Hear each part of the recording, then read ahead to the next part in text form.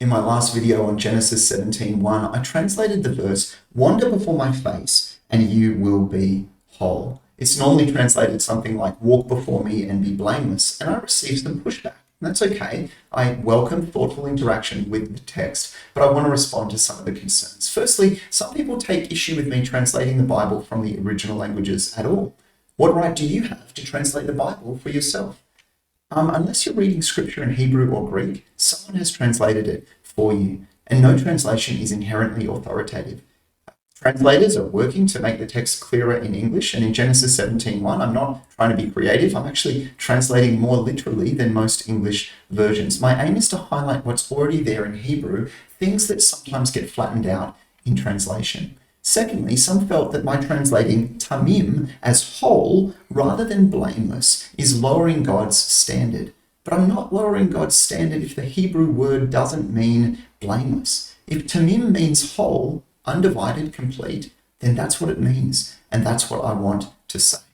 Thirdly, walk, which I translated as wander. I did that because the verb is in the hitpael. If you don't know what that means, that's okay. In Hebrew, the same verb can be put in different forms called stems, and they can intensify the action or make it reciprocal, or they can do other things. And this form of the word walk, then, isn't about going somewhere specific. It's about walking back and forth, moving about. That's why I translated it wander, because there's a sense of exploration and movement without destination. It's the same verbal form used of Enoch walking with God.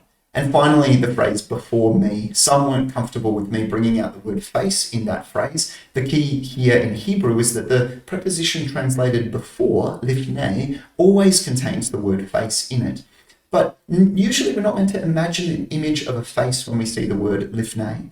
I take issue, though, with the word before being translated without the idea of a face when it's referring to God, because God's face is so important in the Bible. It's one of the most important things I've noticed reading the Bible in Hebrew, and I'm committed to showing my viewers where God's face shows up in the text. So no, I'm not trying to be edgy or creative. I'm not trying to lower God's standards or reinvent the Bible. I'm just trying to pay attention to what the Hebrew actually says. And I believe what it says is beautiful. Wander before my face, and you will be whole. Follow for more original language Bible insights.